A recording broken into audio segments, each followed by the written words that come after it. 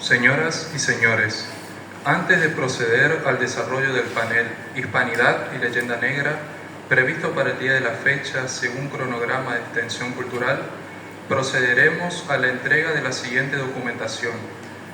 1. Entrega de acreditación a la recientemente conformada Comisión de Hidalgos, dependiente de la dirección del Museo Histórico Provincial, y entrega de las comisiones a los recientemente electos miembros adherentes del Instituto de Investigaciones Históricas y Culturales de Corrientes. Lectura de la disposición número 2/24 del Museo Histórico Provincial, Teniente Gobernador Manuel Cabral de Melo y Alcoy.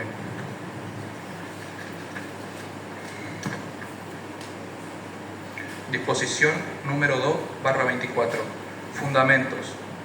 El Museo Histórico Provincial, Teniente Gobernador Manuel Cabral de Melo y Alcoy, es el primer alcázar de las tradiciones históricas de Corrientes, por lo que amerita sostener y proteger una política identitaria de extensión cultural.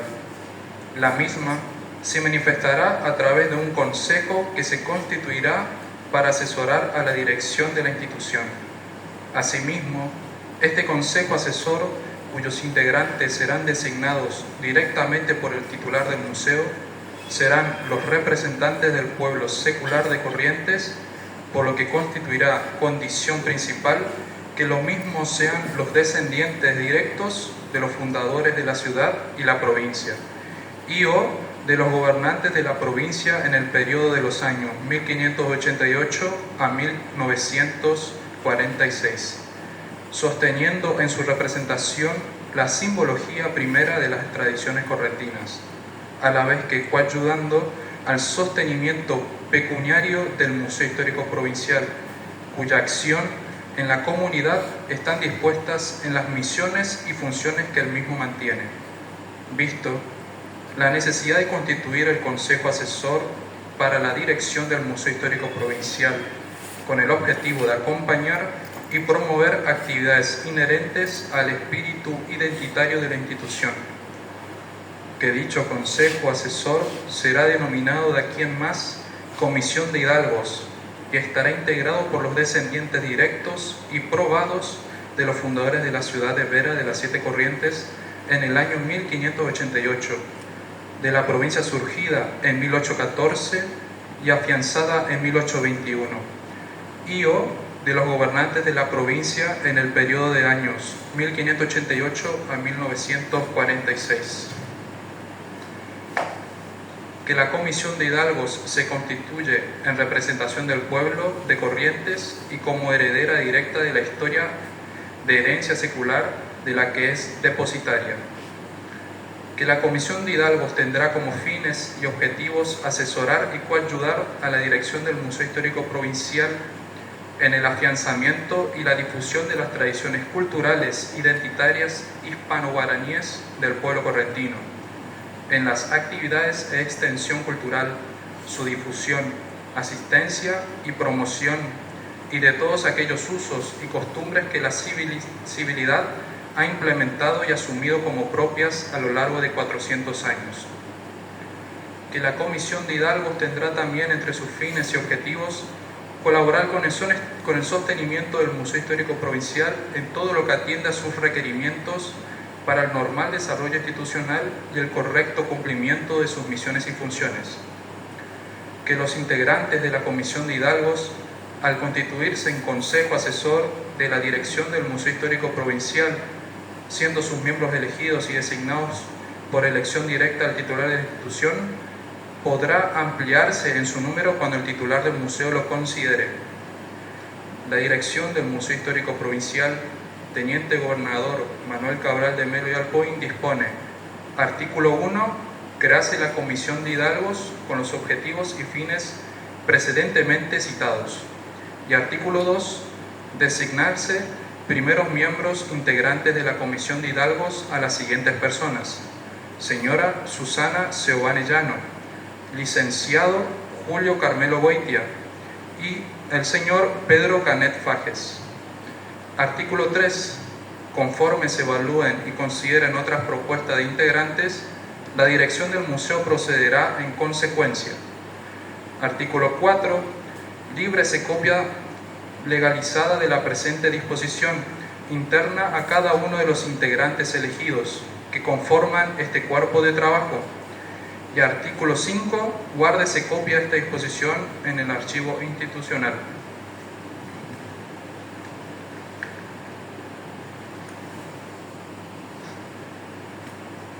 Seguidamente, el señor director del Museo Histórico Provincial, Teniente Gobernador Manuel Cabral Melo y Alpoín, entregará copia de la documentación pertinente. Se invita a la señora Susana Seoane Llano a pasar al estrado.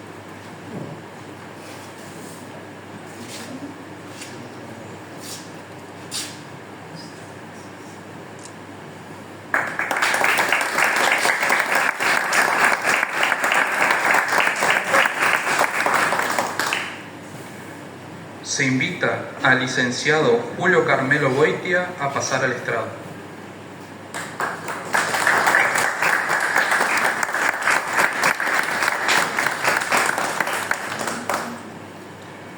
Se invita al señor Pedro Canet Fages a pasar al estrado.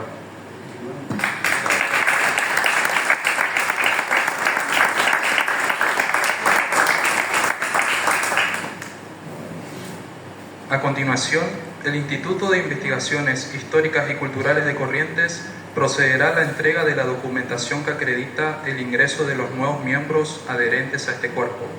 Lectura de la disposición número 1/24 del Instituto de Investigaciones Históricas y Culturales de Corrientes.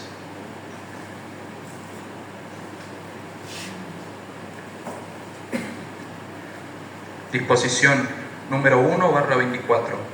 Visto que se hace necesario ordenar las actividades, misiones y funciones inherentes al Instituto de Investigaciones Históricas y Culturales de Corrientes en varios aspectos, de manera que en el año 2025 se atiendan particularmente varios temas relativos a la marcha institucional, que se impone fijar la fecha de la realización del cuarto Congreso Iberoamericano de Historia, Genealogía y Cultura, que en cumplimiento con lo dispuesto oportunamente en reuniones de comisiones directivas, es necesario proceder con la situación particular de algunos miembros del cuerpo que no manifiestan intereses en la institución, que se dispone una reestructuración general de las subcomisiones de trabajo a los efectos de desarrollar una mejor y más ágil y efectiva actividad, vinculando a los miembros de las mismas en sus áreas específicas y de su preferencia,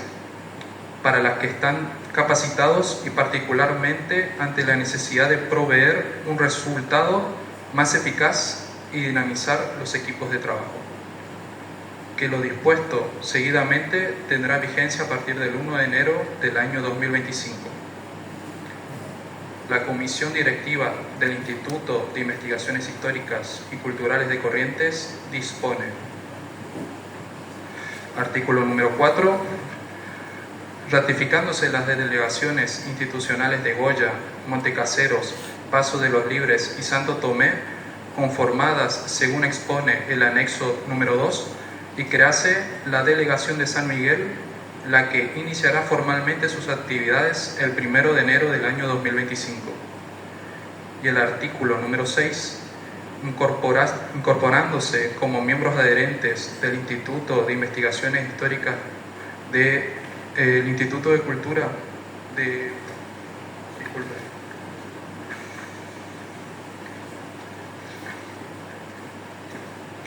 el Instituto de Investigaciones Históricas y Culturales de Corrientes,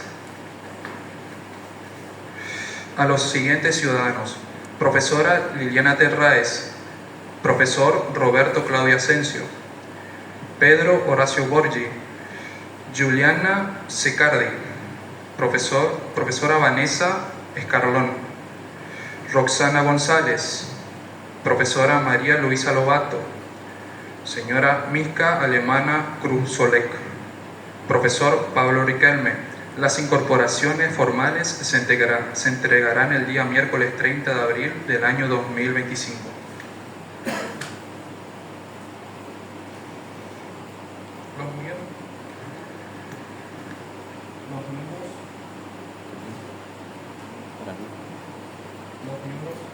Los miembros de la comisión directiva procederán a la entrega de la documentación pertinente. Profesor Roberto Claudio Asensio entrega al señor Leopoldo Gentus.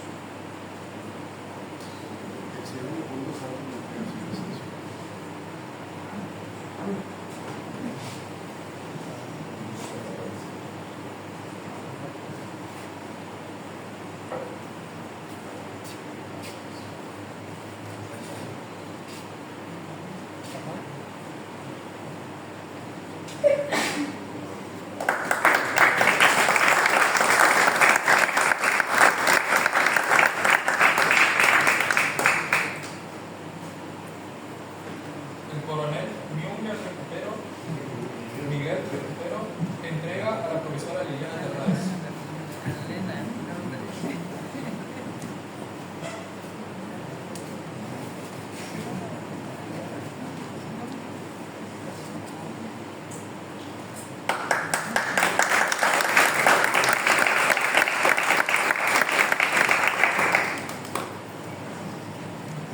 El arquitecto Miguel Ángel Riera entrega al profesor Pablo Riquelme.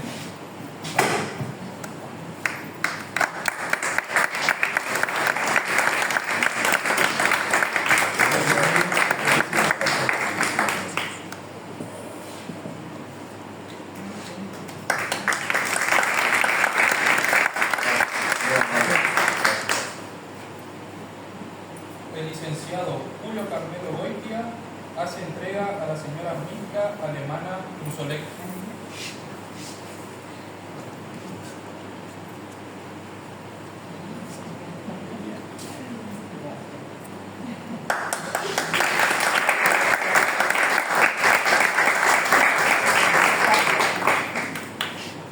El licenciado Miguel Fernando González Cuaga hace entrega a la profesora María Luisa Lobato.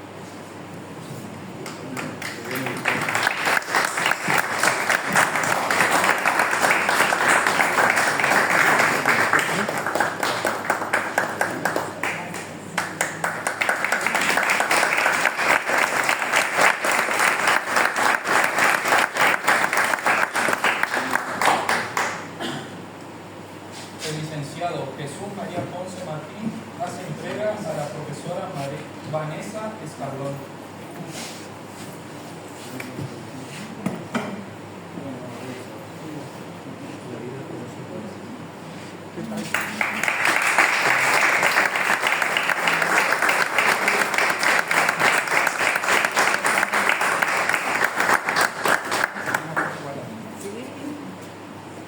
La escribana María Teresa Aguirre de Balbuena hace entrega al subprefecto.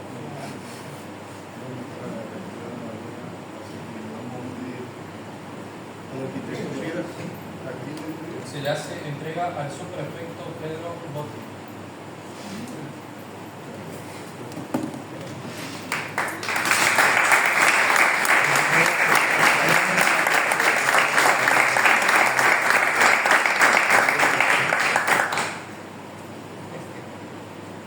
El arquitecto. Una foto.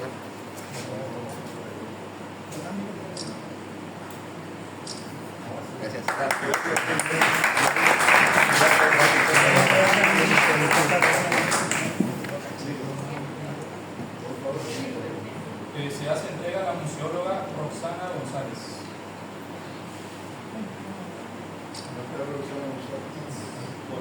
Se hace entrega a la politóloga Juliana Secar.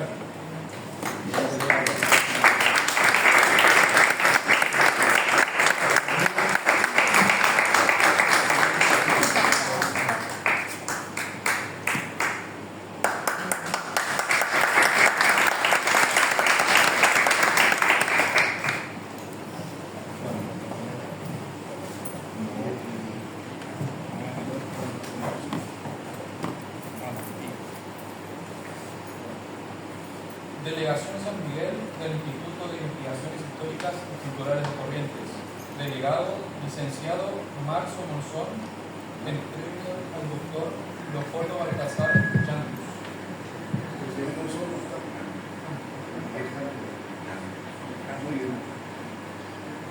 Seguidamente se invita a los integrantes del panel Hispanidad de Lengua Negra a ocupar el estrado para la exposición. Ahora sí puede pasar tranquilamente a ocupar el Sí, se me olvidó que también vino, perdón.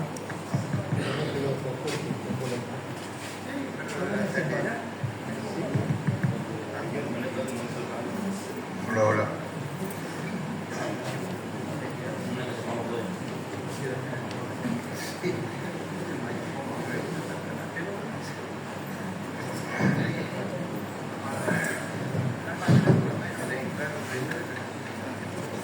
Sí,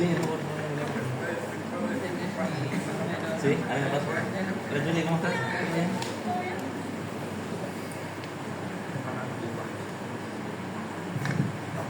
No le saco. ¿Cómo lo saco?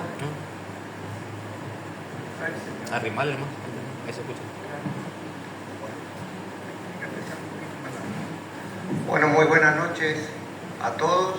Felicitaciones a los recientemente nombrados miembros del Instituto de Investigaciones Históricas y Culturales de Corrientes.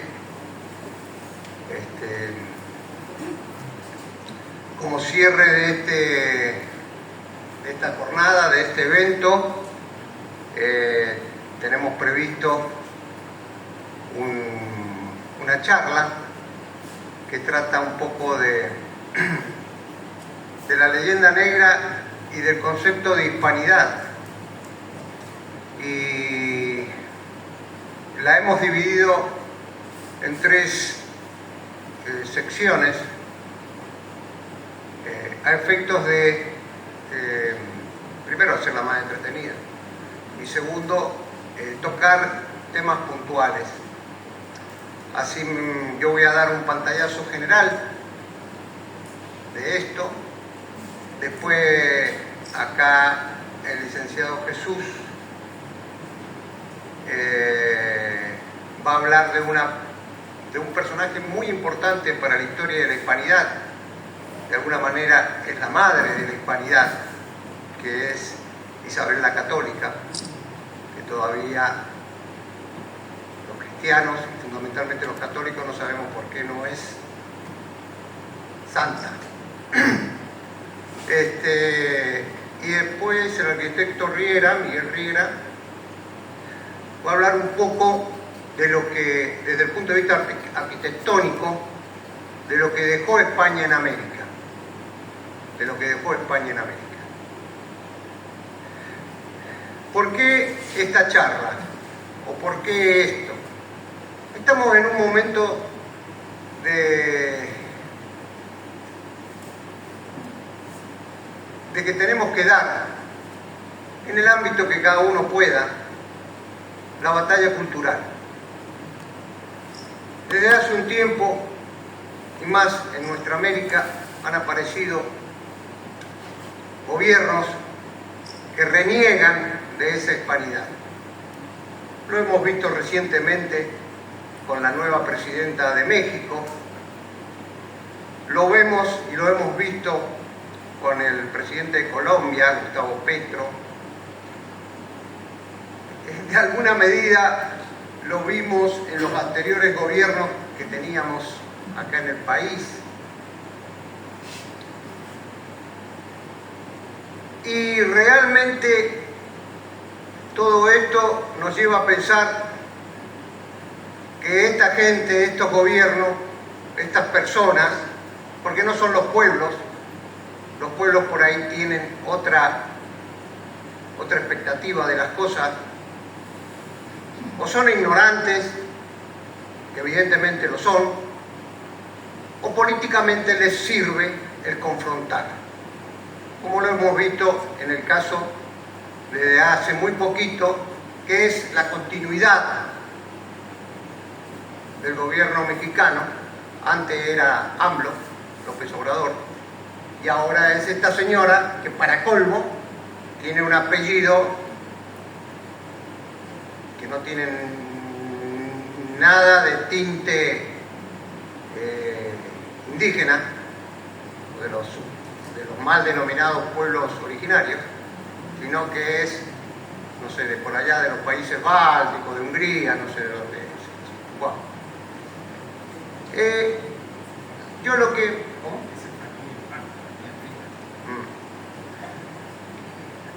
Lo que primero tenemos que saber que alguna vez fuimos imperio, juntos fuimos imperio. La América Española y la península fuimos imperio. Y hay que tratar de reivindicar nuestra historia acudiendo fundamentalmente a la fuente y despojándonos de muchas cosas que se dicen, primero que no tienen ni sentido común y segundo que no tienen ningún sustento histórico.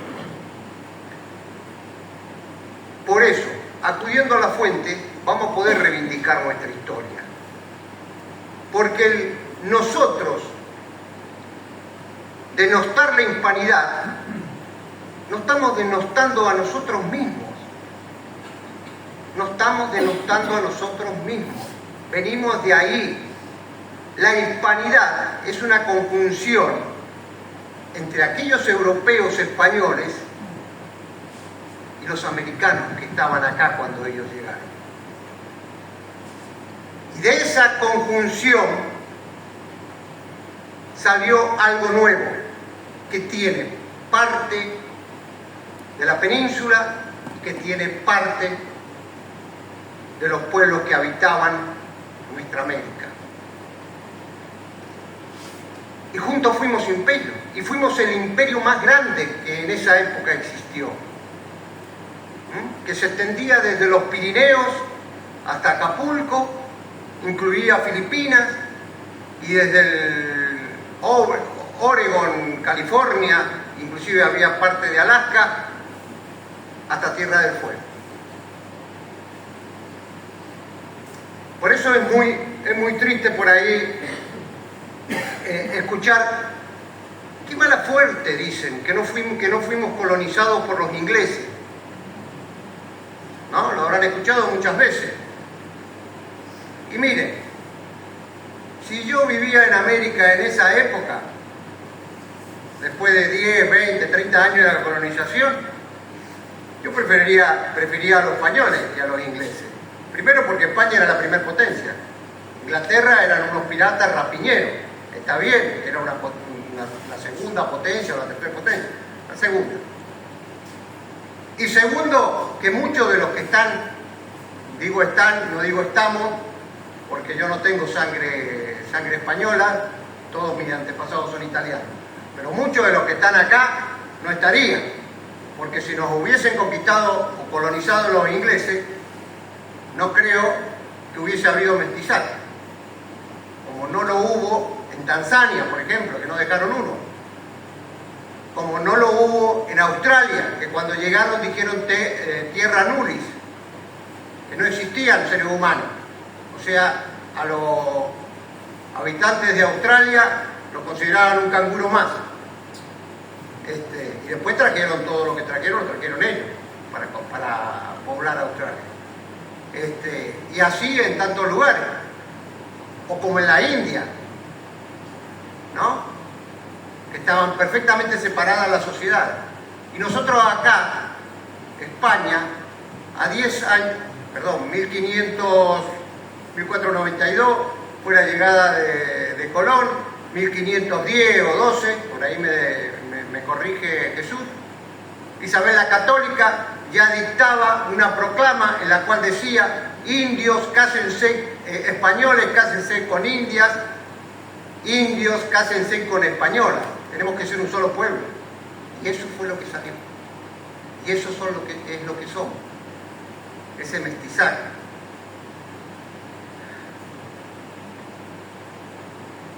Este encuentro, como bien lo denominó alguna vez un autor, era inevitable. Era inevitable. ¿Y por qué era inevitable? Las poblaciones de América estaban totalmente aisladas y totalmente atrasadas, porque habían llegado, se habían instalado en este continente, la mayoría estaba en Mesoamérica, ¿no? y la otra parte que estaba y no se conocían, ni los que estaban en Mesoamérica con los incas que estaban acá en el sur, que eran las dos grandes civilizaciones que existían. Mientras que Europa había evolucionado rápidamente, porque cuando uno se pone a analizar, y no lo voy a hacer en este momento porque no es tema de la charla, las migraciones en Europa venían desde Asia y venían y llegaban hasta Europa. Eran horizontales las migraciones y había permanente migración. Entonces, por eso, inevitablemente América iba a evolucionar mucho más, Europa iba a evolucionar tecnológicamente, culturalmente, mucho más rápido. Hay que terminar con eso de que llegaron los españoles a América y destruyeron civilizaciones muy avanzadas que hacían pirámides espectaculares y que aquí que allá. Sí, había una civilización, hacían cosas interesantes como las pirámides que podemos admirar en México, orientadas geográficamente y todo lo que se quiera. Estaban en la edad de piedra y eso no es un desmedro, no es decir peyorativamente, estaban en la edad de piedra, no conocían todavía los metales, estaban en la edad de piedra. Bueno, era como si los españoles, cuando llegaron acá a América, hubiesen retrocedido al 2500 a.C. a la civilización de esa época. Esas son las cosas que hay que tratar de ver y de entender. Era inevitable una civilización mucho más adelantada, muchísimo más adelantada, que era la civilización europea. España va a llegar acá y va a descubrir América. Y va a descubrir América. Esa es otra cosa. No, llegaron primero los vikingos. Entonces no interpretamos lo que quiere decir descubrir. Descubrir es sacarle el velo a algo. Eso es descubrir. Los vikingos llegaron, tocaron y se fueron. Los españoles llegaron, se bajaron y exploraron y se instalaron. Y empezamos ahí con el asunto y estas cuestiones que se dicen, los españoles cometieron el genocidio y liquidaron a todos los mexicanos, por ejemplo, para hablar de Mesoamérica. Ajá. Primero que México no existía. No existía México.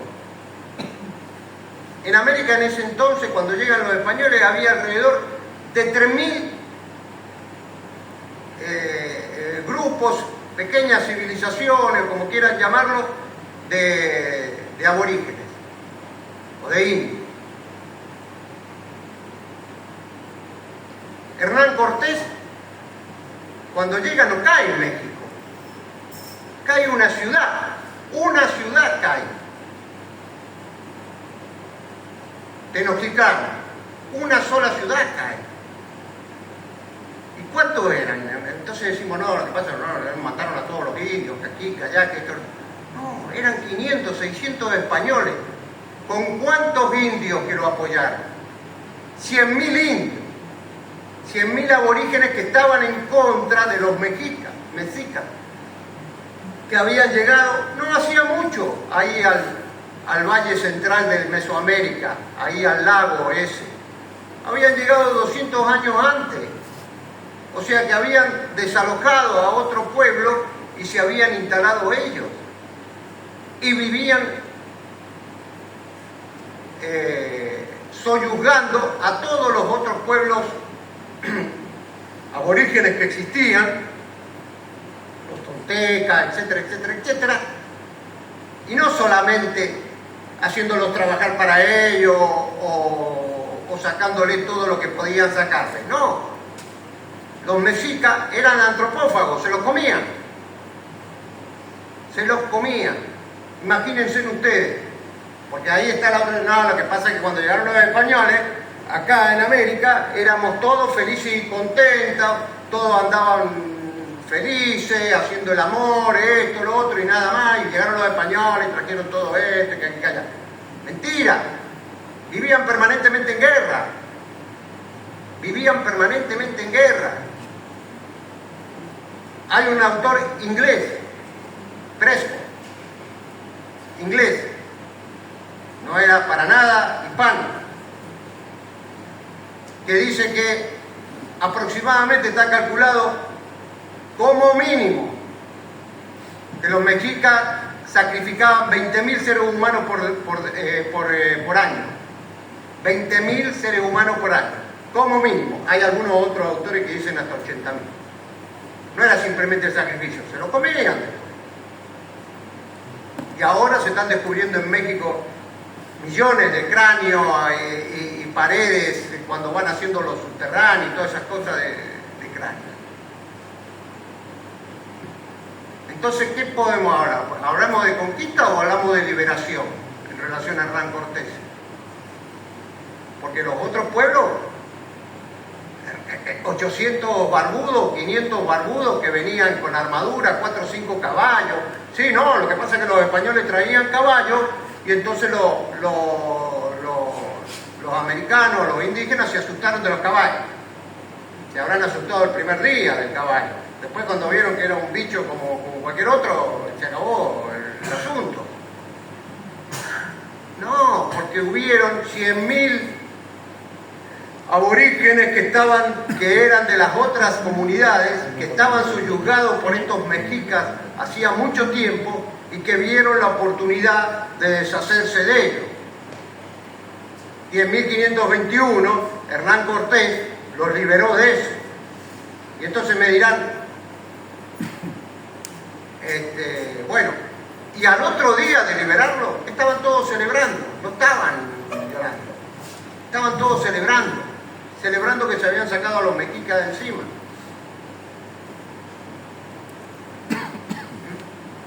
¿Y por qué se quedaron los españoles? Otra cuestión. ¿Por qué se quedaron finalmente? Porque si eran tan malos, tan genocidas y todas esas cuestiones que se dicen, 100.000 aborígenes, que eran los que lo habían apoyado a Hernán Cortés, hubiesen dicho, bueno, ya nos ayudó a que nos sacáramos de encima a estos personajes, a los mexicas, ahora lo liquidamos a los españoles y somos nosotros los que dominamos. No hicieron eso. Llegaron a una conjunción, se dieron cuenta que lo que traía esta nueva civilización que había venido de allá del Atlántico eran cosas mejores. Tecnológicamente eran muchísimo más avanzados y ahí se empezó a construir esta hispanidad. A partir de ese momento se empieza a construir esta hispanidad y no este genocidio, que todos decimos genocidio, mataron tantos indios que ahí quedan, no. A la llegada de Colón los 10 primeros años fueron complicados, hasta que vino el gobernador Obando, puso un poco de orden. Y después Cortés hace toda esta... Y a partir de ese momento empieza la construcción de esta América española. Y es la conjunción de dos razas diferentes o de civilizaciones diferentes, que es lo que somos ahora. Por eso cuando renegamos de eso, de lo que tendría que ser, y tendríamos que seguir llamando la madre patria, estamos renegando de nosotros mismos. Y yo diría más bien que España, de América, es el padre. La madre es América, el continente americano.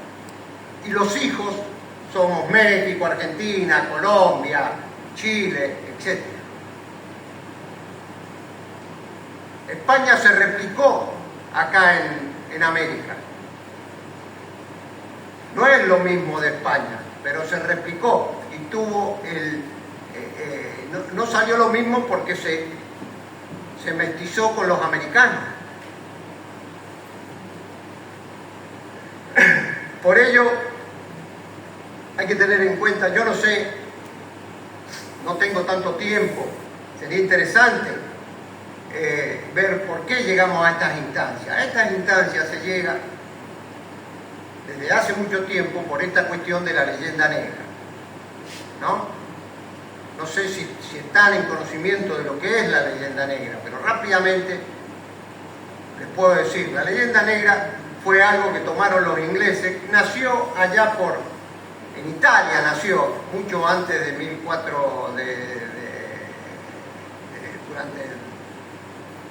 durante el siglo XIV, XV, que fue un problema que los italianos crean, porque estaban envidiosos de España, que España empezaba a resurgir, las ciudades-estado de Italia empezaban a decrecer, etcétera, etcétera. Bueno, después la leyenda esta la toman los holandeses, la acrecientan y empieza a contribuir algunos personajes totalmente nefastos, como Fray Bartolomé de las Casas, que inventa un librito terrorífico respecto de las atrocidades que hacían los españoles en América. Y finalmente la toma Inglaterra. Inglaterra la toma como política de Estado. La toma como política de Estado porque Inglaterra tenía el problema que había peleado varias guerras con España y todas las había perdido. Lo sacaron volando de Cartagena, Blas de Lezo, medio hombre lo sacó volando de Cartagena a la flota más grande, mucho más grande que la Armada Invencible y toda la otra, nada más que de eso nadie habla. Salieron volando de acá en las invasiones inglesas, 2 veces salieron volando de acá de Río de la Plata. Y así en tantos otros lugares. Entonces dijeron, bueno, no lo podemos conquistar por las armas, el poder anglosajón, lo vamos a conquistar a través de hacer mella con esto que es la leyenda negra.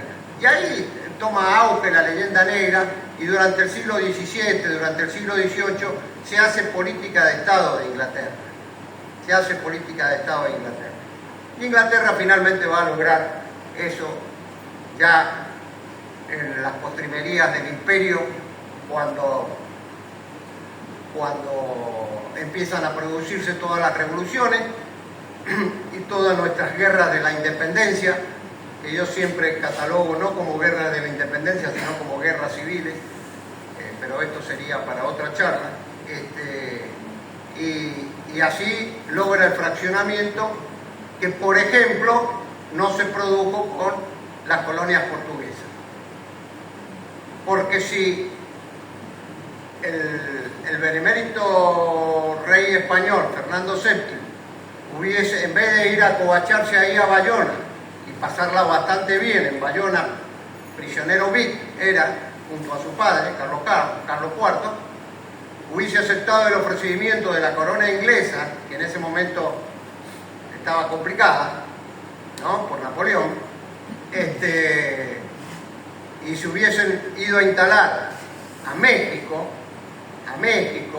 como hicieron los portugueses que se vinieron, toda la corona portuguesa se instaló en Río de Janeiro, posiblemente no se hubiese desmembrado el Imperio Español. No se hubiese desmembrado el Imperio Español, como no se desmembró el Imperio Portugués y surgió Brasil. Y cuando los ingleses le obligaron a Juan VI, rey de Portugal, volvé a Portugal, Juan VI la hizo muy bien, ya sabía la picardía de los ingleses y los conocía, porque los portugueses siempre fueron bastante aliados de los ingleses. Le dijo al hijo, bueno, yo cuando me vaya voy a declarar la independencia, ¿no? Y ahí apareció Pedro y declaró la independencia al poco tiempo que se fue a la corte portuguesa. Bueno, eso no lo hizo España. Habría que analizar también por qué la decadencia del Imperio Español, ¿no?, del paso de la monarquía, los Borbones y todas las cosas que se empezaron a hacer. Ahora me dicen, se cometieron muchas injusticias, los españoles hicieron cosas atroces acá en América. Sí, no eran ángeles,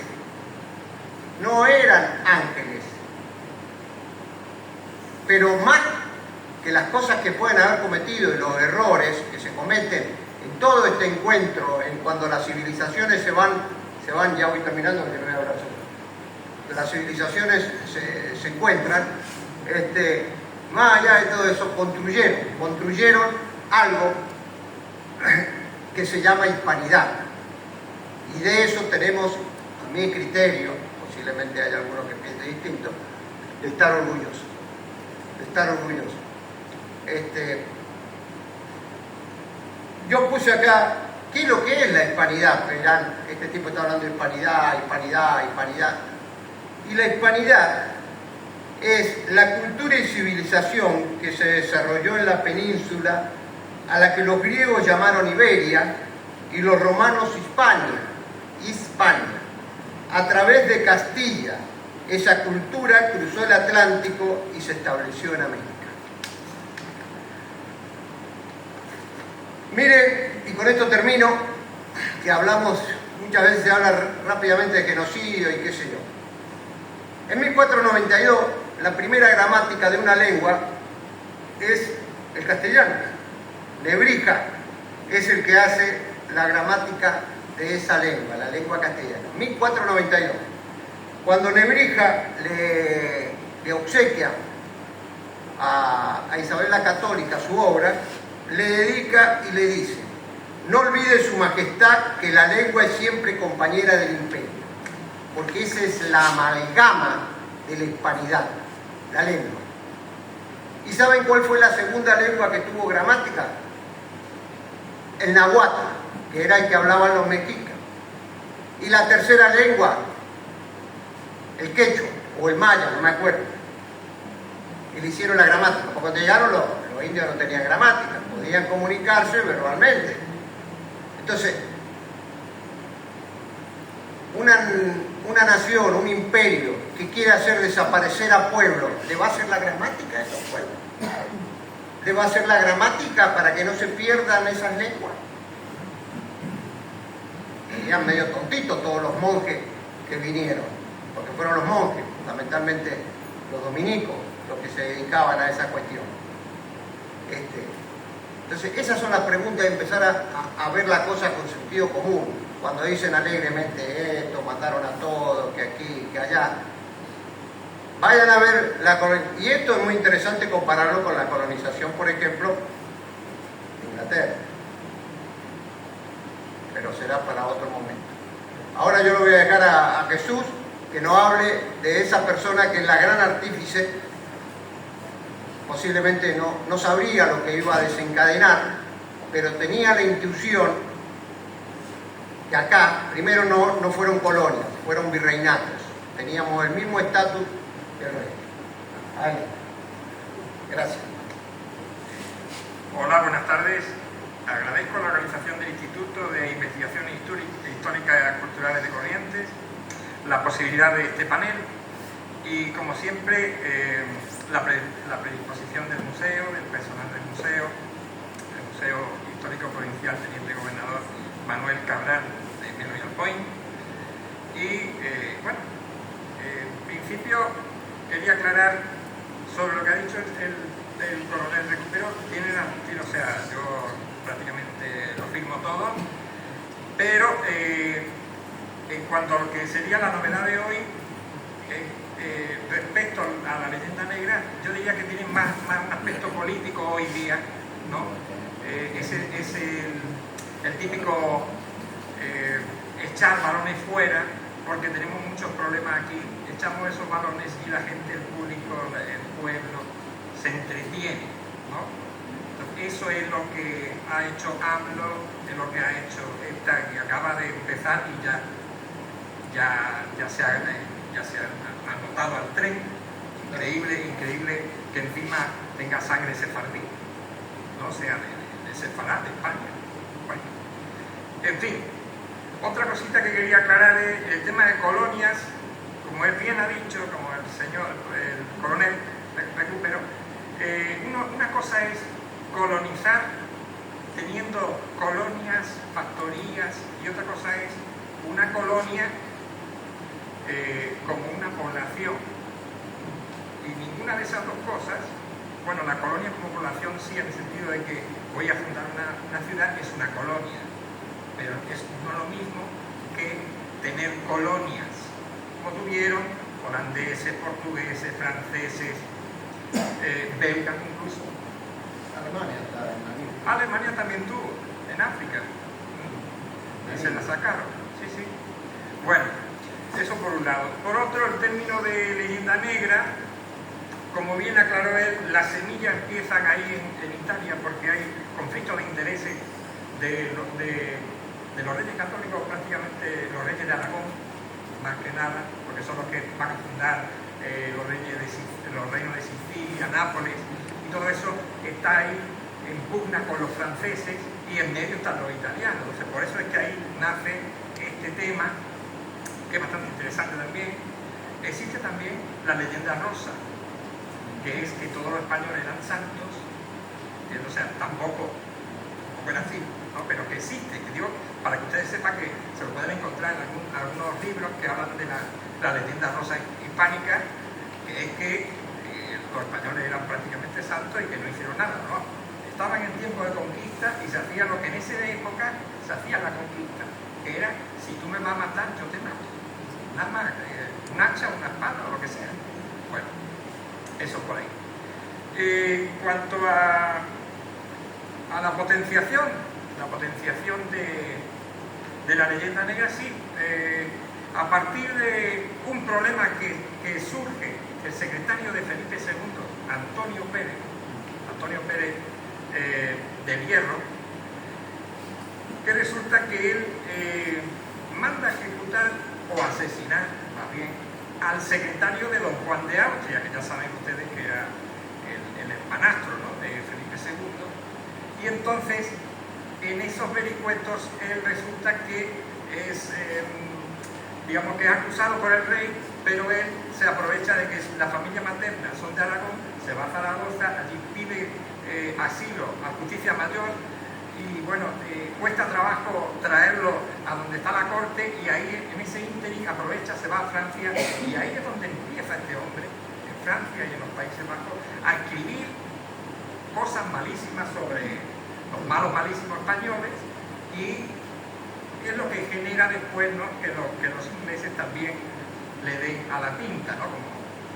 Bueno, eso por un lado. Y bueno, por supuesto, Guillermo de Orange, el holandés, no se salva. En cuanto al tema de colonias, ya saben ustedes que un historiador del derecho argentino, Ricardo Levén, argumentó que las Indias eran reinos y provincias, no colonias, basándose o fundamentándose en la historia legal de estos territorios. Levén destaca que los derechos de los españoles en América eran iguales a los de los peninsulares. Otra cosa es que esté sobre la tinta, sobre el papel, y luego cueste trabajo que se cumpla, ¿no?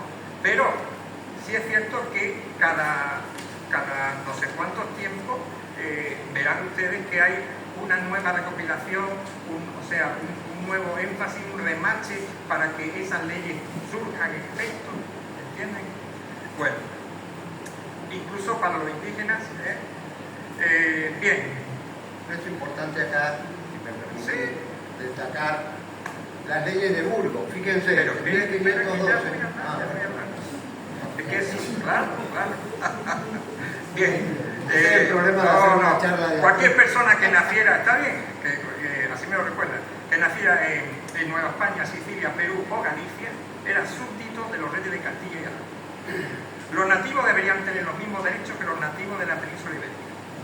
Así como habrá también un mestizaje sin precedentes, nada que ver con las verdaderas colonias de Países Bajos, ingleses, lo que ustedes quieran, ya alemanes ni les cuento. Pero lo que quiero decir es esto, relacionado a eso. En 1512, leyes de Burgos, se cancela la esclavitud.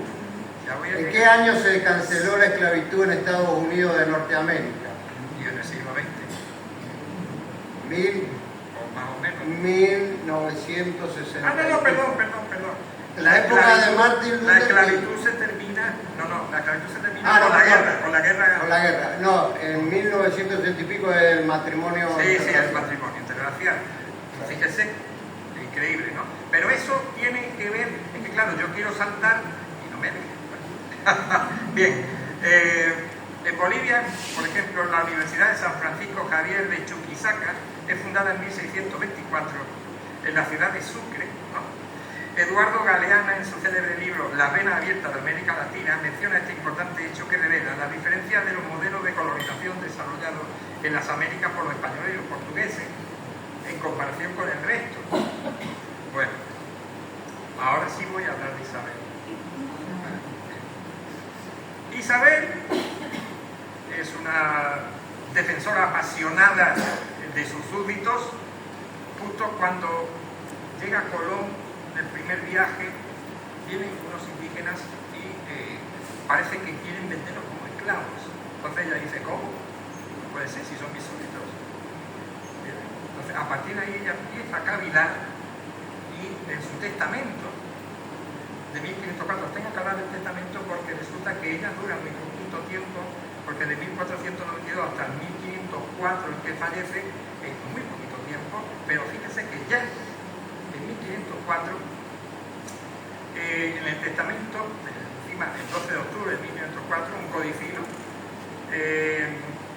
que nos dice, claro, esto está en castellano antiguo, pero lo tengo resumidito en castellano lógico y más normal, que dice que no consientan ni den lugar a que los indios, que no pasa nada por decir indios porque ellos pensaban que esto eran las Indias, vecinos y moradores de las Indias, claro, reciban agravio alguno en sus personas ni bienes. Antes, al contrario, que sean bien y justamente tratados, y si han recibido algún agravio, que lo remedien. Estamos hablando de 1504, de las casas todavía no empezó a escribir, pero esta va a ser la tónica general continuada por Carlos I, por Felipe II. Carlos I promulga las leyes nuevas de Indias en 1542. Al final no voy a hablar de la ley de Burgos, sí voy a hablar. Para proteger a los indígenas de la corona y mejorar sus condiciones de vida, estas leyes fueron un conjunto de ordenanzas que buscaban reformar el gobierno de las Indias y otorgar derechos a los indígenas. Estamos hablando de 1542, cuando ya de las casas había pegado el grito en el cielo, pero no lo pegó cuando le hicieron encomendero y tuvo tierras y vivía de eso y vivía bien de eso. Solo pegó el grito cuando dijo, voy a desechar esto. Entonces ahí cuando se retira de todo eso, ahí empieza. Entre las medidas que se establecieron en las leyes nuevas, prohibir que los indios antillanos, porque estaban en esa época ahí, ¿no?, fueran molestados con tributos o servicios personales. Permitir que los indios descansaran para que su número aumentara y evitar su desaparición. O sea, esto ya te está diciendo que no quieren acabar con ellos. Establecer que los indios eran hombres libres y dueños de las casas, o sea, de sus casas servidores. Prohibir la esclavitud de los indios. Prohibir heredar las encomiendas, por lo que quedarían extintas a la muerte de los encomenderos. Las leyes nuevas de India son consideradas uno de los textos legales más importantes de la historia del Imperio Español. Felipe II también, como rey de España, implementa estas medidas para proteger a los indígenas, entre estas. Y bueno, recuerden que Felipe II era una persona muy pensadora, demasiado, y es la que descubrió que se tiene que trabajar 8 horas, descansar 8 horas y tener ocio 8 horas. Y estamos hablando del siglo XVI en España. No hay que esperar a los británicos ni a los estadounidenses, sociólogos y nada de eso. Una real cédula del 29 de noviembre de 1593, faltan 5 años para que fallezca él, que ordenaba castigar con mayor rigor a los españoles que maltrataran a los indígenas. Las leyes nuevas de Indias que se habían decretado en 1542, él le añade prohibir que los indígenas fueran obligados a cargar cosas sin su consentimiento, prohibir que los indígenas fueran llevados a regiones remotas para pescar perlas, recompensar a los primeros conquistadores con corregimientos y otras mercedes, y no con recomendaciones. Bueno, sin embargo, el sistema de encomiendas que permitía a los españoles recibir tributo de los indígenas derivó en abusos y trabajos forzosos, sí, es verdad, pero de vez en cuando se volvía a remarchar otra vez la ley, otra vez con personas que iban y denunciaban, en fin, un sistema todo muy está todo muy organizado.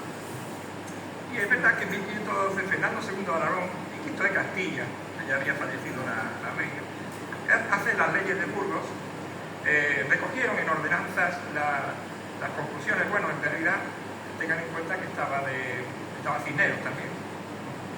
Ya le dijo, cuando el cardenal Cisneros, cuando vino el señor católico, por muy católico que fuera, y llegó a donde estaba el señor Cisneros de tutor, le dijo que él tenía que ser, que era el rey, que era el marido de Isabel, y entonces, qué poderes tenía él. Entonces le enseñó los caminos y le dijo Cisneros, estos son mis poderes.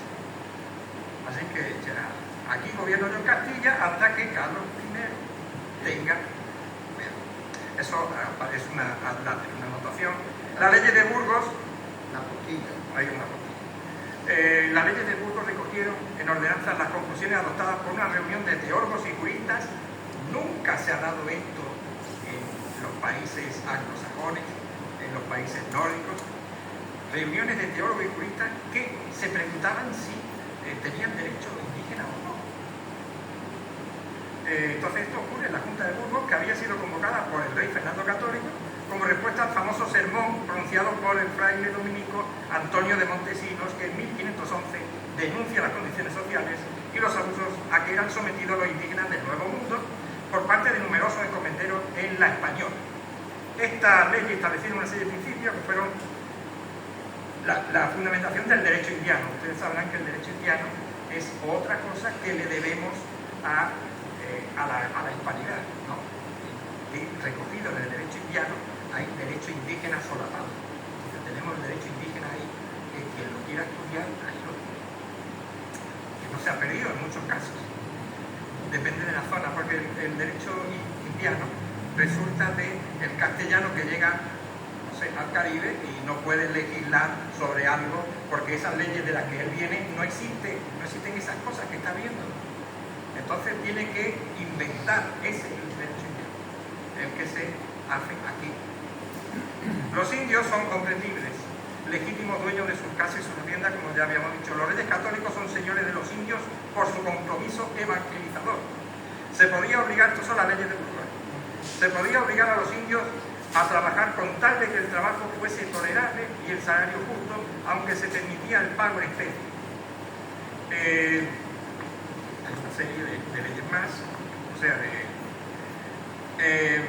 las indias casadas solo podían trabajar en la mina por propia voluntad, aunque habitualmente se ocupaban de las labores domésticas de las haciendas que habitaban. Eso es, por ejemplo, un lado humano. Bueno, Juan Antonio Ortega y Medina, profesor de México, que falleció en 1992 y al cual le debo bastante, porque vino a Málaga varias veces. Él era de Málaga, pero se especializó allí, especializado en el estudio de las diferencias entre el catolicismo de España, Hispanoamérica y el protestantismo de Inglaterra y Estados Unidos, así como en el expansionismo. Él dijo, en una conferencia que fui yo, que el gobierno de Cromwell, Lord Protector de Inglaterra, fue un discutido mejor jefe militar que gobernante. Supo crear las guerras necesarias para aumentar su prestigio, venció a los católicos irlandeses, hizo una serie de matanzas increíbles. ¿Ustedes ven? Bueno, sí. Entonces Oliver Cromwell da permiso para, una vez que se ha intentado disciplinar a los indígenas, viendo que es materialmente imposible, al igual que evangelizarlos, eliminarlos. Inaudito. Bien, en cuanto hay mucho escrito sobre temas de esclavitud, pero sí les puedo decir que buscando como siempre, y perdón por lo... tenemos el anglomundo y el francomundo, que no tenemos mucho porque, no tenemos por qué envidiarles tanto, porque la media mundial en el PBI es $13.840. Por debajo de eso, en el anglomundo existen Malasia, Mauricio, Nauru, Granada, San Vicente y las Granadinas, Botswana, Jamaica, Dominica, Belice, Islas Marshall, Fiji, Tuvalu, Sudáfrica, Tonga, Micronesia, Samoa, Namibia, Suazilandia, Filipinas, como Filipinas porque tuvo una, ya estamos hablando de Estados Unidos, Vanuatu, Sri Lanka, Palestina, Egipto, Papúa Nueva Guinea, Bangladesh, Kiribati, Islas Salomón, Ghana, Zimbabue, Kenia, Camerún, Zambia, Pakistán, Birmania, Tanzania, Uganda, Nigeria, Lesoto, Gambia, Liberia. O sea, podemos decirle a quien quiera, bueno, ¿quiere ser Zambia? ¿Entiendes? Si nos dicen esto solamente con el anglomundo, porque del francomundo tienen ustedes Argelia, Vietnam, Túnez, Djibouti, etcétera, etcétera. Y bueno, ejemplos tenemos muchos y nada más que asesinatos, crímenes, genocidios hay en todas partes, en esas épocas sobre todo, pero aquí lo que más, el agente que más actuó fue una cosa que se llamó viruela, y lo cual es una cosa que tiene que ver con la medicina, no con, o sea, no vamos a ir y vamos a mandar a uno con viruela, ¿cómo pasó? En Estados Unidos. No, perdón, como pasó con los mongoles. Sí, los mongoles querían provocar la peste en una ciudad y tiraron un cadáver con una catapulta dentro de la ciudad y bueno, formó la peste negra. Todo el mundo. No, lo que quería decir pasó los ingleses le daban mantas con viruela a los indios. Ah, también. Bueno, Álvaro. Finalmente nos va a ilustrar el arquitecto Riera por qué introducimos esto en esta charla rápida y por ahí un poco desordenada que se hizo. Introducimos esto por aquello de lo que pasa es que España se robó todo el oro de América. Primero, cuando llegaron los españoles a América, los indios no eran mineros, no sabían de minería. Y lo que trajo España de oro de América es un quinto, o sea, se podía llevar a la península un quinto de lo que se extraía. El resto quedaba para América. ¿Y dónde estaba ese resto? Estaba en cosas como las que nos va a mostrar el arquitecto Riera, en catedrales, en hospitales. España sembró 800 hospitales en América. En universidades, 80 universidades. La primera universidad, la de San Marcos en Lima, 80 años antes de que Inglaterra fundara Harvard. Entonces, esa fue España. España vino, descubrió, se quedó, se mestizó y logró lo que somos ahora o lo que fuimos, lo que seguimos siendo, esto que es la hispanidad, que nos amalgama la cultura y fundamentalmente la lengua. Y ya el mundo tiene alrededor, creo si no me equivoco, de 600 millones de hispanoparlantes. Ya somos la segunda lengua, saquémoslo del chino, porque el chino lo va a hablar el oso yogi, van a hablarlo ellos nada más, porque para aprender a hablar chino necesita, no sé, una vida entera para aprender. Así que en Estados Unidos nomás ya hay 60 millones de hispanoparlantes. El secretario de Estado de los Estados Unidos va a ser un español, un hispano, Marco Rubio. Tenemos que unirnos los hispanos, tenemos que unirnos, eso, y con presidentes como el de México, el de Colombia y todo eso, no vamos a unir. Gracias. Arquitecto, muchas gracias.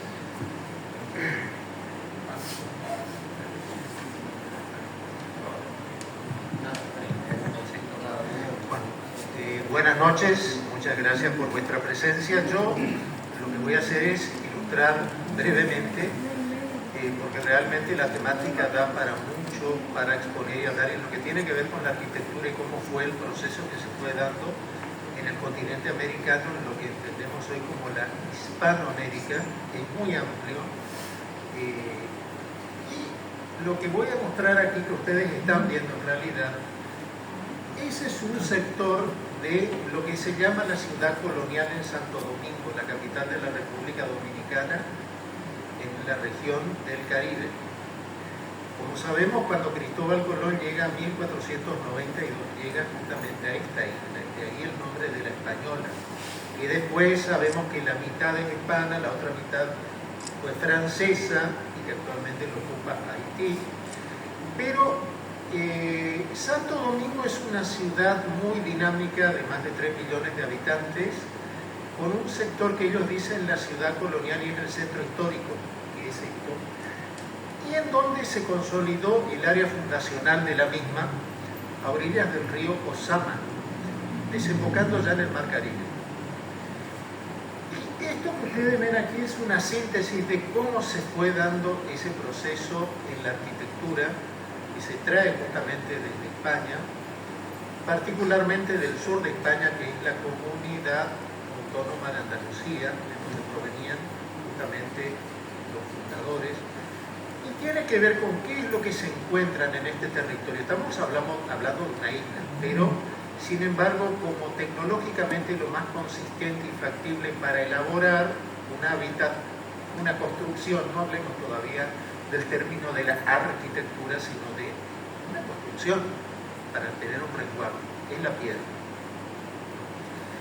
De alguna manera esto que ustedes ven aquí es una síntesis de esa tecnología inicial, de esa herramienta, de ese material inicial. Y luego lo que ustedes ven por encima son viviendas que, aclaro, no es que son de la época fundacional del siglo XVI, porque particularmente el siglo XVI y XVII son los más fructíferos, los más productivos en la arquitectura. Obviamente que esto ya hay que interpretarlo como una arquitectura muy posterior que se gesta en el centro histórico, pero que va a retomar esa tradición estética. Por debajo la piedra y por encima la mampostería. Hay que entender también de que inicialmente, como ocurrió aquí en donde estamos en Corrientes, en la región del litoral y en gran parte de la Argentina, el recurso de la tierra, justamente del barro, del adobe, de lo que todavía no era posible y que se combinaba con caña, con elementos que aportaba el contexto, fueron nuestros primeros materiales. Lo mismo ocurre aquí en la zona del Caribe. Solo que tenían la particularidad de que la piedra como tal era más factible de ser utilizada, pero que también se utilizó en lo que entendemos nosotros como el adobe combinado con elementos vegetales. Pero previamente a mostrar la arquitectura que se manifiesta inicialmente, repito, siglos XVI y XVII en América, vamos a ver qué es lo que ocurría en España, para entender entonces de dónde viene toda esta imagen arquitectónica, de dónde proviene, cuál es el origen, puesto que hay muchas cuestiones que en realidad han sido replicadas en América y hay otros que han tenido un proceso de mestizaje con la cultura locales. ¿Sí? Nos vamos a ubicar en España, siglo XVI, siglo XVII. ¿Qué es lo que estaba ocurriendo? Sí. Acá vamos a ver dos ejemplos. Vamos a ir viendo edilicia pública, civil, religiosa, de sanidad. Una de ellas la Casa de las Conchas en Salamanca, siglo XV-XVI. Fíjense que es una vivienda, es una obra, un palacio, que está reflejando lo que en España particularmente fue la manera en que fue adoptado el Renacimiento en ese momento. Como sabemos, el Renacimiento tuvo su origen en Florencia, en la Toscana, lo que hoy es Italia. Y en España llega en realidad con cierta demora, digo por las experiencias no solo de Italia, sino de la misma Francia, pero sin embargo se estaba dando ya un destello, una salida de lo que era esa arquitectura gótica de los tiempos medievales y se empiezan a adoptar esas estéticas particulares propias de lo que es el Renacimiento, pero se incorporan cuestiones locales. Y hay una corriente estética que va a estar justamente relacionada con ese Renacimiento en España, que es lo que se denomina la arquitectura plateresca. ¿Por qué el plateresco? porque estaba inspirado a la manera de los orfebres, de aquellos que trabajaban con el metal y que reflejaban en esa fachada un tratamiento similar y sobre todo de elementos adosados, porque a esta casa se le dice así, porque fíjense, bueno, de lejos no se va a notar, pero todo lo que ustedes ven como superficie en un paramento rugoso es adosado de conchas.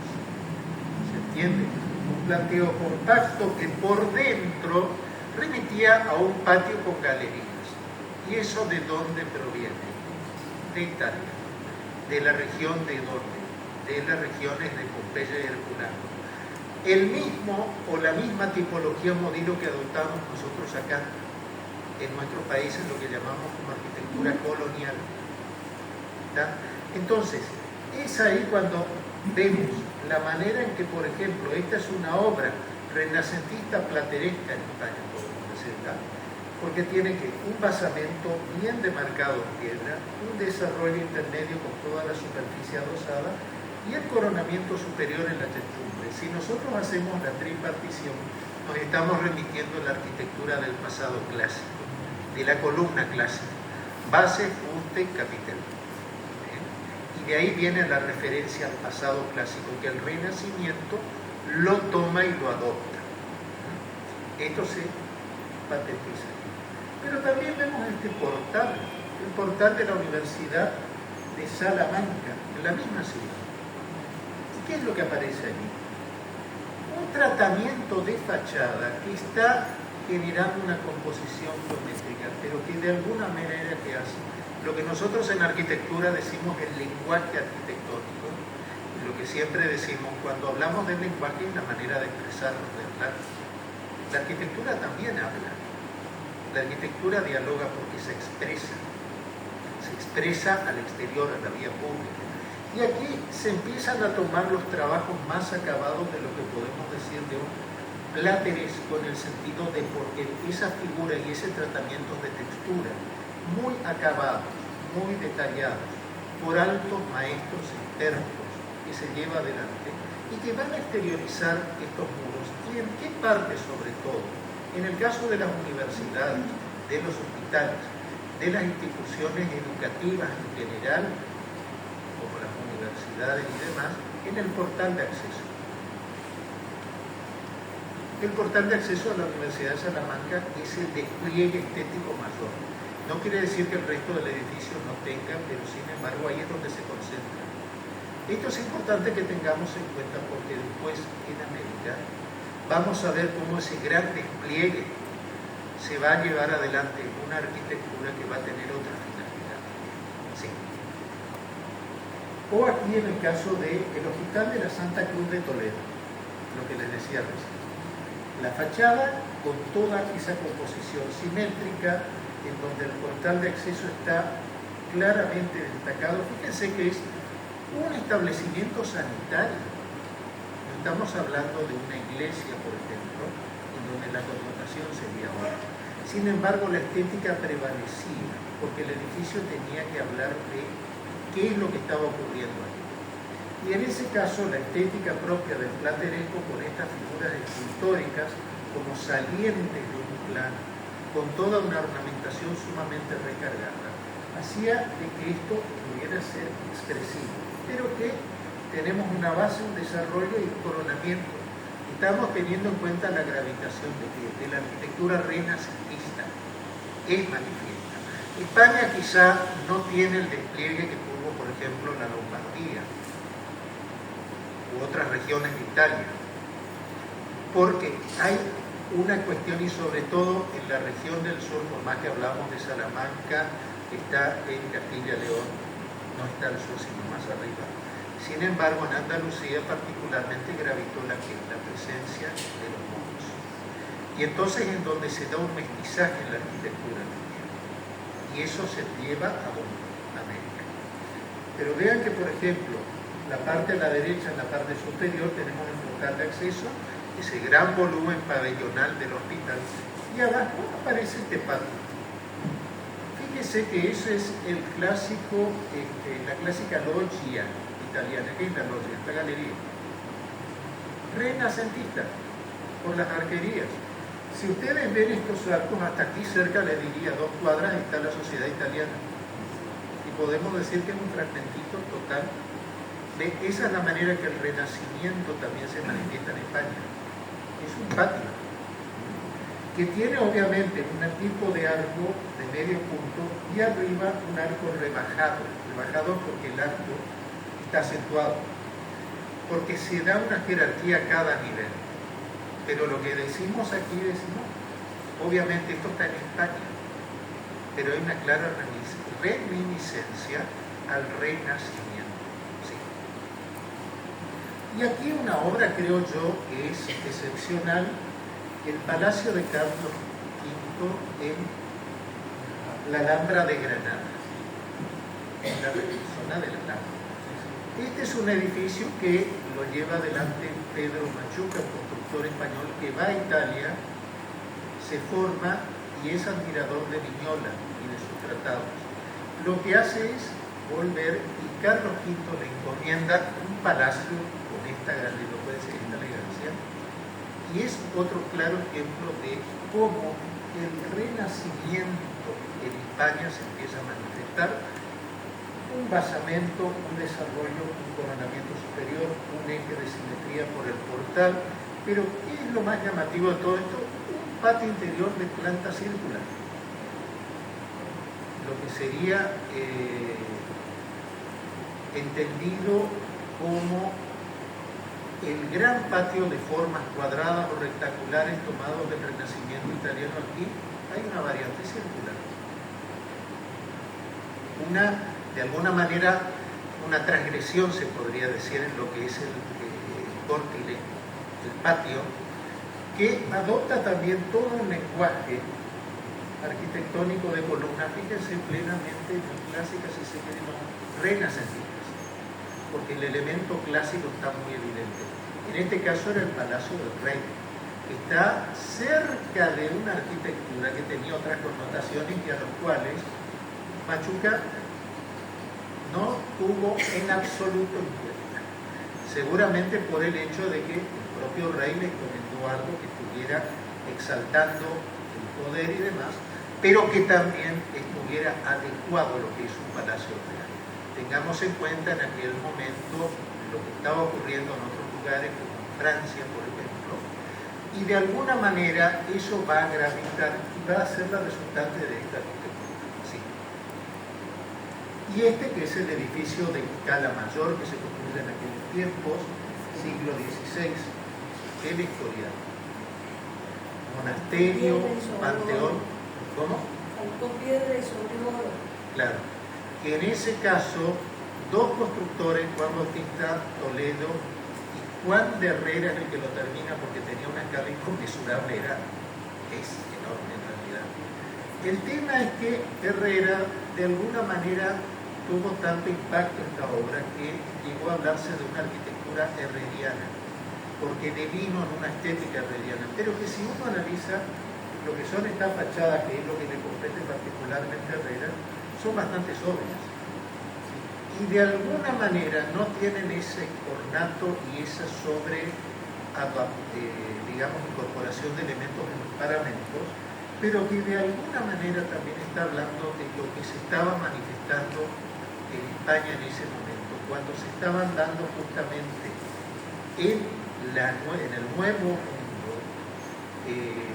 los actos fundantes de las ciudades. Estamos en el siglo XVI y además se estaba empezando a generar una arquitectura que iba a ser significativa en el territorio americano, no solamente Iberoamérica o no solamente Hispanoamérica, sino en todo el continente americano, incluyendo todas las avanzadas que se hayan dado en el norte y en el sur. ¿Sí? Vamos a hablar de Santo Domingo. Como les dije, esta ciudad, que es muy viciosa, capital de la República Dominicana, ¿qué exponente relevante tiene? La siguiente: la catedral. La Catedral de la Encarnación, la Catedral Primada de América, que tuvo una construcción inicial muy modesta, pero que después empezó a estar este edificio. Algunos historiadores dicen un edificio gótico, no es exactamente gótico, porque tiene partes de del interior de lo que es la planta basilical, de la nave lateral, la nave central y laterales, que se pueden ascribir a un gótico, que sería mejor decir neogótico, pero bueno, por la contemporaneidad con Europa, con España, podríamos decirlo. Pero que sin embargo este es uno de los accesos, quizá el acceso principal. Y acá nosotros vemos componentes de distinta vertiente. Podemos ver una organización académica de un basamento, un desarrollo, un remate con una cornisa remarcada.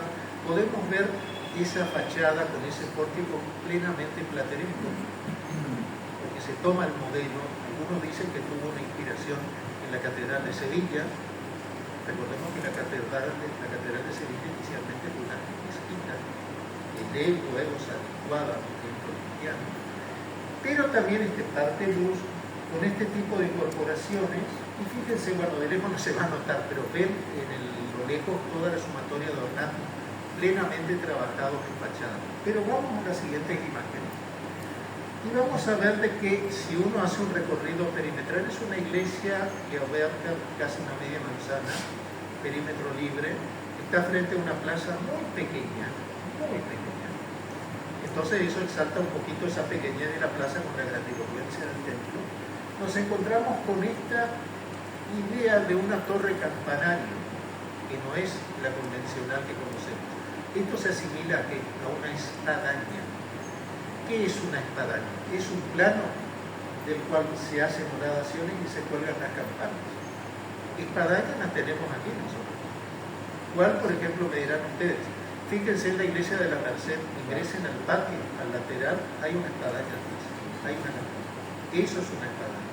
Acá en el interior de Corrientes hay una zona que tiene muy lindos ejemplos de capillas rurales, cerca de Muruyá, creo que es.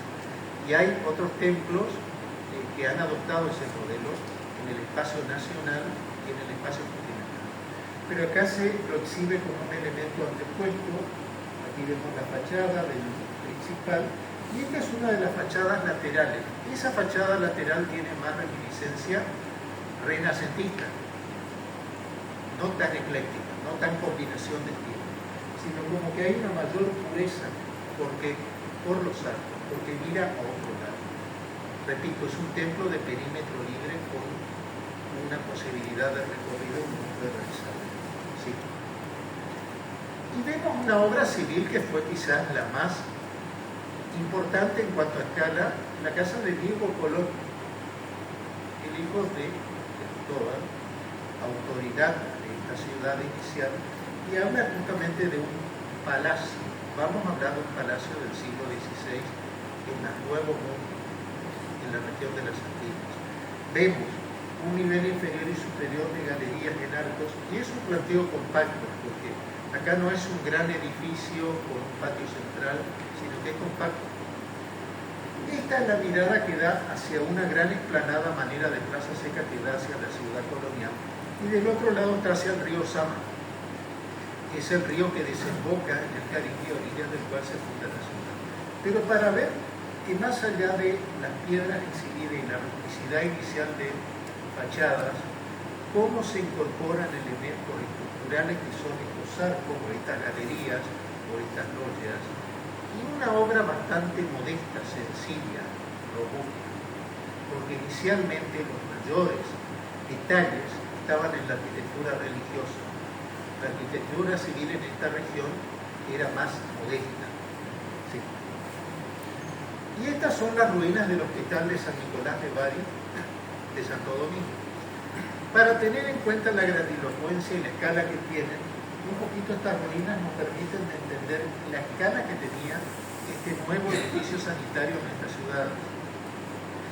El Caribe en particular, ahora vamos a pasar a México, pero el Caribe en particular posibilitó que se lleven adelante estas obras por la existencia, como les decía, de la piedra, las posibilidades que se daba con estos constructores traídos de España, de la construcción de los mismos, pero las culturas preexistentes, o sea, las culturas nativas, no tuvieron, digamos, la característica que a los españoles les sorprendió cuando llegaron, por ejemplo, a México. Y entonces en la región de las Antillas, que sabemos, no solamente España gravitó toda esta región, sino que hubo otras avanzadas europeas, franceses, ingleses, incluso holandeses, que llegaron a generar una combinación bastante particular en este sector de islas. ¿Seguimos?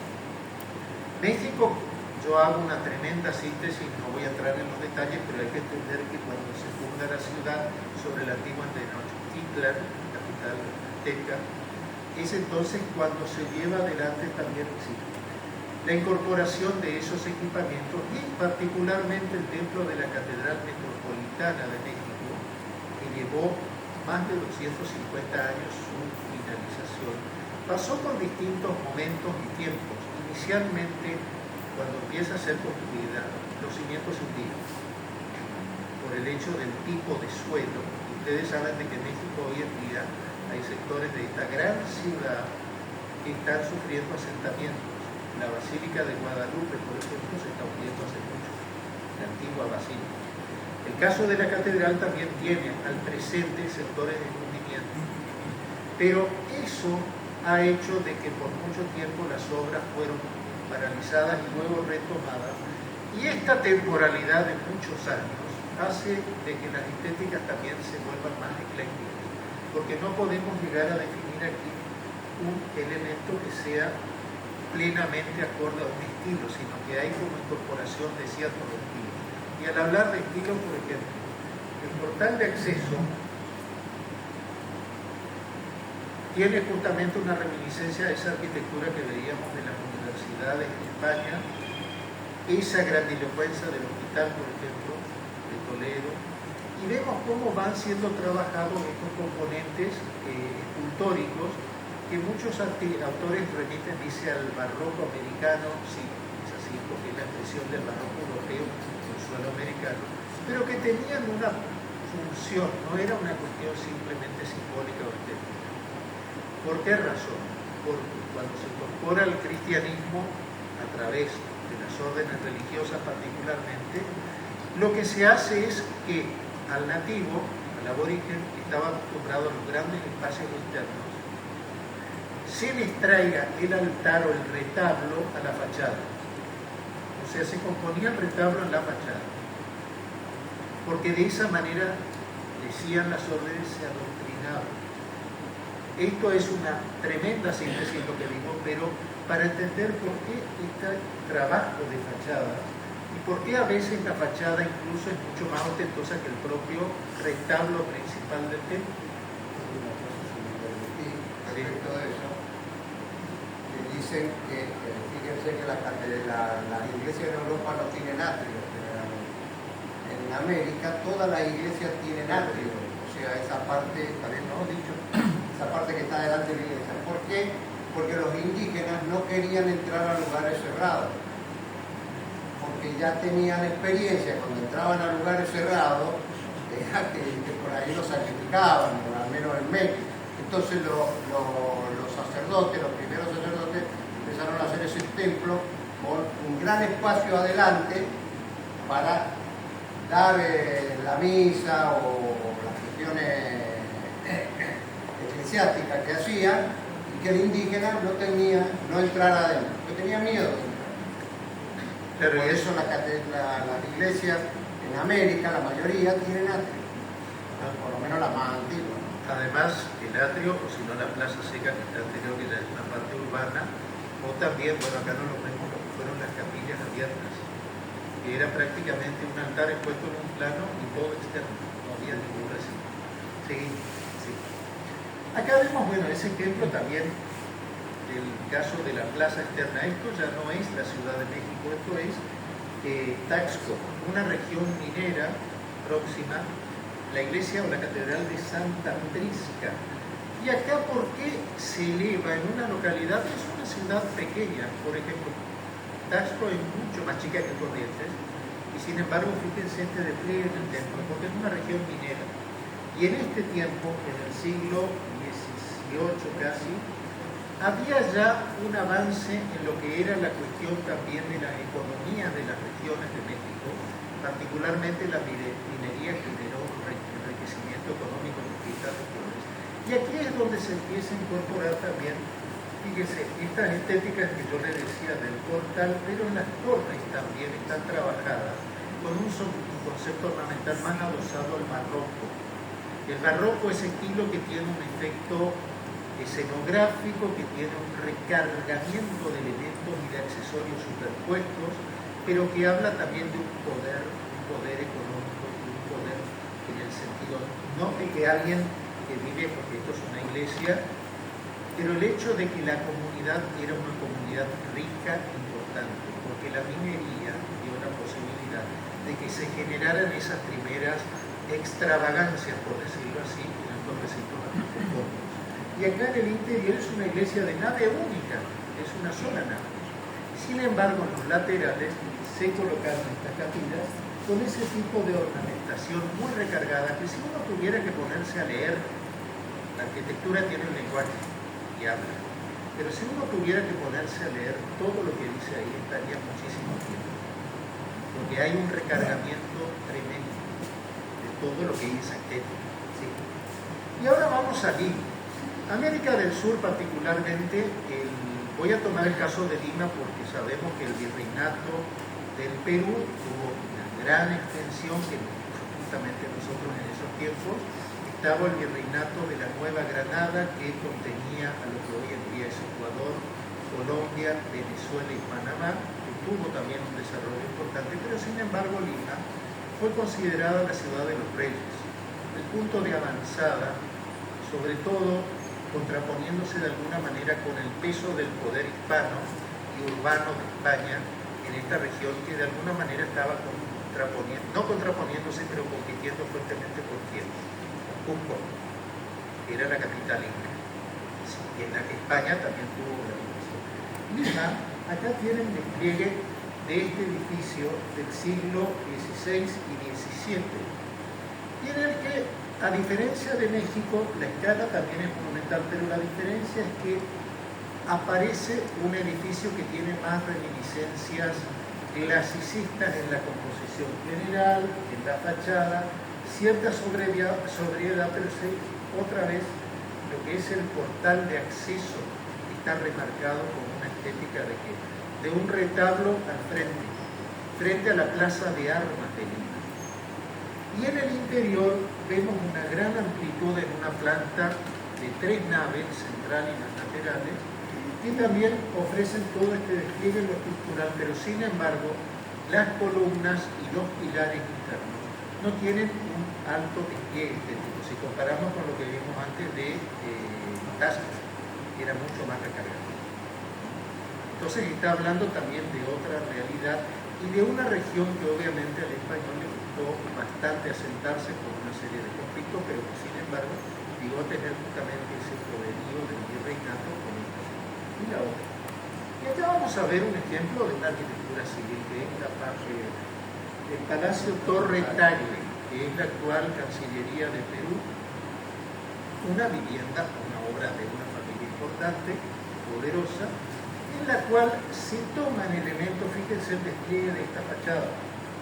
El carácter ecléctico, algunos hablan, autores dicen un barroco andaluz, que en realidad toma elementos propios de la región de Andalucía y las trae al Nuevo Mundo, pero también se incorporan ciertos elementos propios del Renacimiento italiano.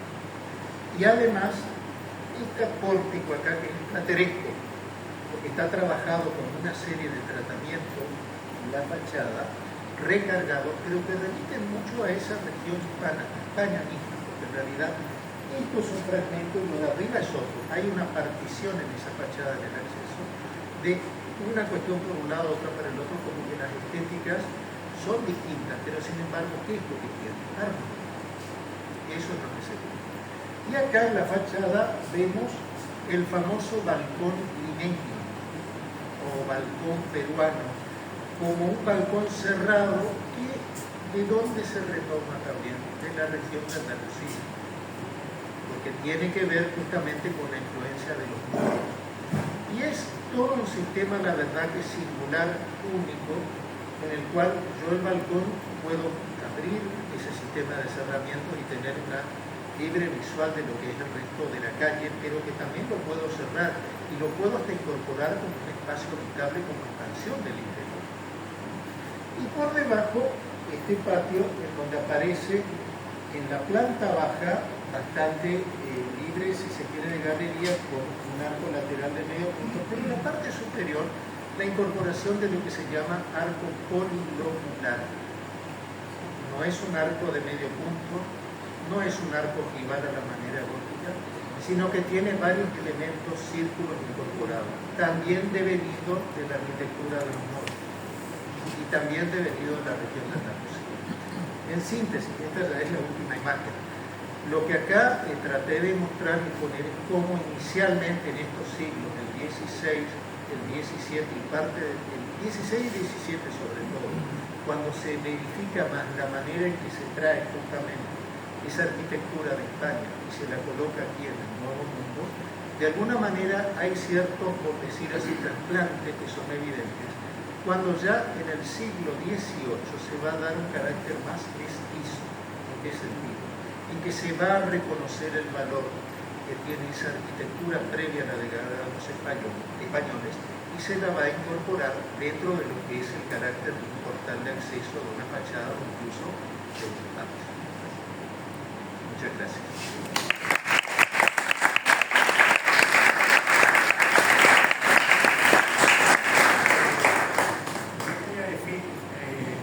Respecto a la Catedral de Lima, que dijo el profesor, el arquitecto, un episodio muy interesante que puede resultar medio chistoso, pero que resume exactamente lo que ocurrió, ¿no? Felipe II se asomaba en el Escorial todos los días a ver si podía ver la torre nueva de la Catedral de Lima, porque la estaban terminando y no se terminaba, y entonces era oneroso a las arcas. Él quería ver y nunca podía, o sea, es un poco chistoso porque claro, no podía verlo porque la tierra es redonda. Pero lo que sí nos dice es que se empleó mucho dinero en la construcción de estas cosas. A eso venía, que la herencia es también arquitectura, son leyes, todo. Y aparte la opulencia en ese momento, comparando que era Lima, la llamada ciudad de los reyes, la capital y la ciudad más floreciente de toda América del Sur. Cuando prácticamente nosotros, en nuestro caso, estábamos allá en el borde, y cuando sabemos que pertenecimos al virreinato de Urgel, hasta que se crea el virreinato del Río de la Plata en 1770, pero que no solo Lima, sino también, yo acá por eso todo el tiempo me voy a hablar de lo que es el Alto Perú, de ciudades mineras como Potosí, que llegó a tener más habitantes que Londres en algún momento. Bueno, y se daban esas cuestiones en el Alto Perú que hoy es Bolivia. por ejemplo, en el viaje de Humboldt, cuando pasa por México, él escribe, y eso que Humboldt no era español, digamos, pero escribe que queda maravillado de la Ciudad de México y la compara con que era más grande que París y que Londres, dice Humboldt en sus escritos. Amén de que le habían dicho que eran todos salvajes, y dice las leyes laborales y un montonazo de detalles de la Ciudad de México que en Europa no se respetaban, en París, en Londres, en las grandes capitales. Es más, cuando se ve la posibilidad de trasladar al rey, que si hubiese hecho lo que le comentaba recién, de Fernando VII, irse a América, el lugar donde iba a ir era México. México era más grande que Madrid. Entonces, a lo que quisimos significar con esto, y sería para muchas clases, y ir desmenuzándolo paulatinamente, es que España lo dio todo en América, lo dio todo, dio su arquitectura, se mestizó, si nos ponemos a hablar de las universidades, lo que se enseñaba, de las universidades de Lima salió Garcilaso de la Vega, ¿no? El gran Inca. Las universidades no eran para los españoles. Si los españoles eran pocos, en realidad, después con el tiempo fueron siendo un poquito más, pero eran pocos. Eran para la nobleza indígena, para los habitantes de estas tierras. Hernán Cortés se mestiza inmediatamente con Marina o Malinche, y tienen un hijo. ¿Y qué es lo que hace Hernán Cortés? ¿Lo deja ahí tirado al hijo? No, se preocupa por el hijo. Y lo llega a nombrar caballero de la Orden de Santiago, o me equivoco. Y jugaba con Felipe, el futuro rey de España, ¿no? Se le respetó la jerarquía, la unidad. Hay un montonazo de cosas que se pueden. España se replicó en América. Hubo muchos desmanes, hubo cosas feas, por supuesto. En todo choque de civilizaciones o encuentro de civilizaciones hay muchas cuestiones. Ahora, la cuestión de la esclavitud era de otra manera también. Porque España había estado, por lo menos Castilla y Aragón, habían estado teniendo hasta 1492 exactamente al enemigo musulmán ahí. Por supuesto, los portugueses habían terminado en el siglo XIII, pero Gran Bretaña no había tenido ese problema. Esa isla no había tenido ese problema. Cuando tratan a los esclavos en Estados Unidos, en las 13 colonias, los tratan como mercancía, como objetos. Sin embargo, los españoles aquí, los hispanos, tratan a los esclavos familiarmente. Lo intentan evangelizar. Allí no se quería evangelizar en Estados Unidos porque enseguida querían pedir la libertad. Entonces estaba prohibido evangelizar a los esclavos. No, fue totalmente distinto. Vamos a la comparación con Inglaterra. Inglaterra, bien claro, la política inglesa era el mejor indio es el indio muerto. El indio muerto, pero lo decían los mismos ingleses. Y así fue el caso de Inglaterra, no se mestiza forma las 13 colonias. ¿Dónde estaban las 13 colonias? Las 13 colonias estaban en el este del país, sobre el mar, extraían la riqueza y se la llevaban a la metrópoli. España funda ciudades en la profundidad, imagínense, Santiago del Estero, Chuquisaca, Potosí, Bogotá, ciudades en el interior profundo. Eso lo hace alguien que viene a quedarse, no alguien que viene a extraer. En México hay entre un 60 y 80% de mestizos. Y en Estados Unidos, 2% si llega. No, lo tienen a los pocos indios que quedaron, están en reserva. Pero yo hablo de mestizo. Bueno, creo que nos extendimos demasiado.